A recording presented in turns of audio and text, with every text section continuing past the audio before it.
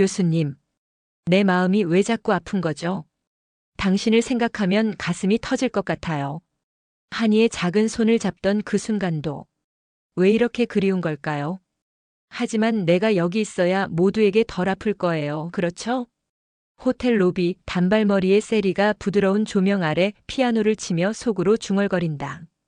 오늘은 가출한 세리가 범수와 재회하며 애절하게 서로를 원하지만 가질 수 없는 이야기를 들려드리겠습니다. 그녀의 손가락은 건반 위를 맴돌지만 음색은 그녀의 떨리는 심장처럼 애달프다. 세리의 눈가는 촉촉이 젖어 있고 복잡한 감정이 담긴 표정은 세상과 단절된 듯 고독하다. 멀리서 손님들이 그녀를 힐끗거리며 수군대지만 그녀는 피아노 소리에 몰두하며 자신의 아픔을 달래려 한다. 그렇게 세리는 교수님과 한이를 그리워하며 피아노에 마음을 맡긴 채 홀로 떠난 길 위에서 흔들리고 있다. 한 방울의 눈물이 건반 위로 떨어지며 잔잔한 메아리가 울린다. 호텔 로비 입구에서 오범수가 급히 문을 열고 들어와 숨을 헐떡이며 로비를 둘러본다. 그의 눈이 세리를 발견하자 안도와 고통스러운 갈등이 뒤섞인 표정이 얼굴을 스친다. 빠른 걸음으로 그녀에게 다가가려던 그는 피아노를 치는 세리의 모습에 멈칫한다. 그녀의 연주에 담긴 슬픔이 그의 가슴을 찌른다. 그는 숨을 고르며 떨리는 목소리로 혼잣말처럼 중얼거렸다. 범수가 세리를 바라보며 말했다. 세리야, 여기 있었구나. 피아노 앞에서 세리가 연주를 멈추고 고개를 든다. 범수를 보자 그녀의 눈에 놀라움과 간절한 갈망이 스친다. 그녀는 숨을 삼키며 입을 열었다. 세리가 떨리는 목소리로 말했다. 교수님, 어떻게 여길? 제발 저를 그냥 내버려 두세요. 범수가 한 걸음 다가가며 다급하게 말했다. 누가 너 여기 있다고 알려줬어. 세리야, 제발. 집으로 돌아가자. 이렇게 혼자 있는 너를 보면 내 심장이 갈기갈기 찢어져. 세리가 고개를 저으며 간절한 목소리로 말했다. 교수님, 저를 왜 이렇게 찾아오시는 거예요? 저는 그냥 교수님 곁에 있고 싶었어요. 근데 우리 사이가 이렇게 될 줄 알았다면 차라리 처음부터 시작하지 않았을 거예요. 그녀의 말에 범수의 얼굴이 고통으로 일그러진다. 그의 마음은 세리에 대한 애정과 사제 관계의 무게, 그리고 장미애로 인해 얽힌 집안의 상처로 혼란스럽다. 세리가 자리에서 일어나 짐을 챙기려 하자 범수가 급히 그녀의 팔을 붙잡는다. 그의 손은 미세하게 떨리고 있다. 호텔 로비에서 숨막히는 긴장이 흐른다. 세리가 팔을 빼내려 하지만 범수의 손은 그녀를 놓지 않는다. 두 사람의 눈이 마주치고 그 사이에는 말로 닿을 수 없는 갈망과 절망이 흐른다. 세리의 눈은 눈물로 가득 차 있고 범수의 눈에는 그녀를 원하면서도 억누르는 고통이 서려 있다. 범수가 목이 메인 목소리로 말했다. 세리야, 왜 이렇게 도망치려 해? 너 혼자 이렇게 떠나면 나도 더 이상 버틸 힘이 없어. 하지만 우리 사이 이건 잘못된 거야. 내가 너를 지키고 싶어도 내 마음은 갈팡질팡해. 세리가 멈칫하며 범수를 바라본다.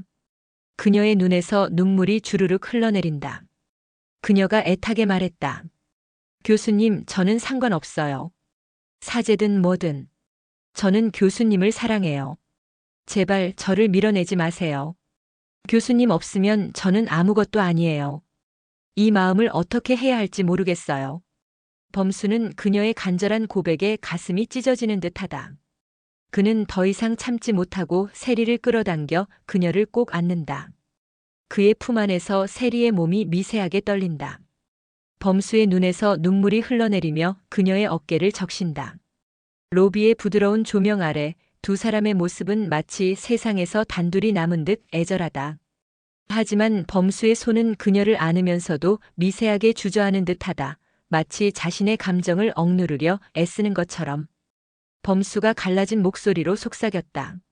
세리야, 너 어디 있는지 몰라서 미칠 것 같았어. 제발 이렇게 나를 혼자 두고 가지 마. 하지만 우리 이렇게 계속 서로를 아프게 할 순 없어. 너도 알잖아, 이 사랑이 우리를 어디로 데려가는지. 세리가 그의 품 안에서 흐느끼며 말했다. 교수님, 저는 두렵지 않아요.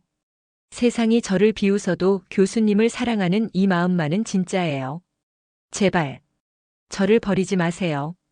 교수님 곁에 있고 싶어요. 단 하루라도. 그녀의 말에 범수는 고개를 숙이고 눈을 감는다. 그의 얼굴에는 세리를 향한 애정과 장미애로 인해 얽힌 집안의 상처, 그리고 사제로서의 책임감이 뒤엉킨 고통이 스친다. 그는 세리를 놓으며 그녀의 얼굴을 두 손으로 감싸고 간절하면서도 절제된 목소리로 말했다. 범수가 떨리는 목소리로 말했다. 부모님 집이 싫으면 내 가족이 있는 곳으로 와. 거기서라도 너를 지킬게. 세리야, 너 혼자 이렇게 떠도는 거 나 정말 못 견뎌. 우리가 함께할 수 없다 해도 너를 잃고 싶지 않아. 하지만 이 마음이 옳은 건지 나도 모르겠어. 세리는 그의 눈을 바라보며 잠시 망설인다. 그녀의 눈에는 사랑과 체념 그리고 간절한 바람이 뒤섞여 있다.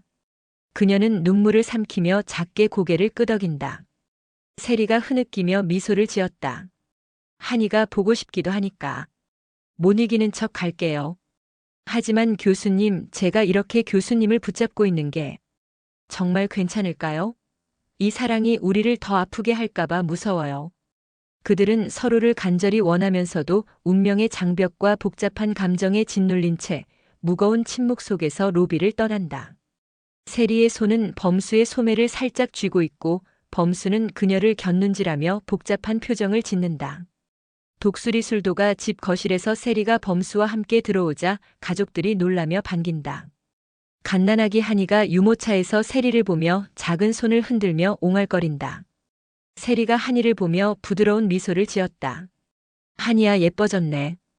카메라가 따뜻한 가족 분위기를 보여주며 세리가 한이의 볼을 부드럽게 쓰다듬는 모습을 포착한다.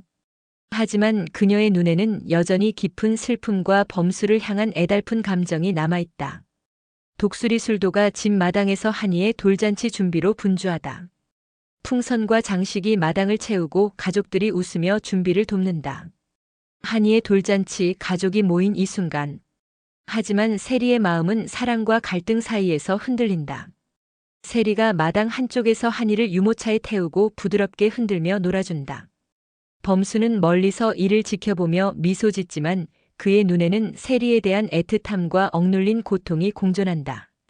그의 핸드폰에 장미애에게 보낸 문자 메시지가 잠깐 화면에 뜬다. 세리가 우리 집에 있어요. 돌잔치 현장에서 손님들이 모여들고 한이가 돌잡이 테이블 앞에 앉아 있다. 한이가 옹알거리며 물건을 잡으려 손을 뻗는다. 갑자기 장미애가 급히 마당으로 들어온다. 그녀의 눈은 세리를 찾는다. 장미애가 다급하게 말했다. 세리. 세리가 장미애를 보고 굳는다. 장미애가 세리에게 다가가 그녀의 손을 잡으려 한다. 장미애가 간절하게 말했다. 세리야, 엄마야. 제발. 집으로 돌아가자. 세리가 손을 뿌리치며 격앙된 목소리로 말했다. 엄마. 지금 와서 엄마라고 하지 마세요. 전 이제 제 인생 살고 싶어요. 이 사랑도 이 가족도. 다 저를 옭아매는 것 같아요. 장미애가 다시 세리의 팔을 잡으려 하자 세리가 격렬히 저항한다. 마당에서 혼란스러운 분위기가 흐른다. 세리가 장미애를 밀치자 장미애가 비틀거리며 넘어진다. 장미애가 바닥에 주저앉으며 울부짖었다. 세리야, 제발. 돌아와. 엄마 잘못했어, 제발. 세리가 눈물로 소리쳤다. 다시는 날 찾지 마세요. 저를 그냥 자유롭게 놔주세요. 세리가 마당을 뛰쳐나간다. 가족들이 놀라서 쫓아가려 하지만 범수가 손을 들어막는다. 그의 얼굴에는 세리에 대한 사랑과 혼란스러운 마음이 얽힌 고통이 서려 있다. 범수가 무겁게 말했다. 세리한테 시간 좀 줘야겠어. 내가 그녀를 너무 사랑해서 놓지 못한 걸지도 몰라. 어두운 거리에서 세리가 빠르게 걷고 있다. 눈물로 얼굴이 젖어 있다. 그녀는 뒤를 돌아보지 않고 멀리 사라진다. 바람이 그녀의 단발머리를 흩날리며 그녀의 외로운 뒷모습을 강조한다.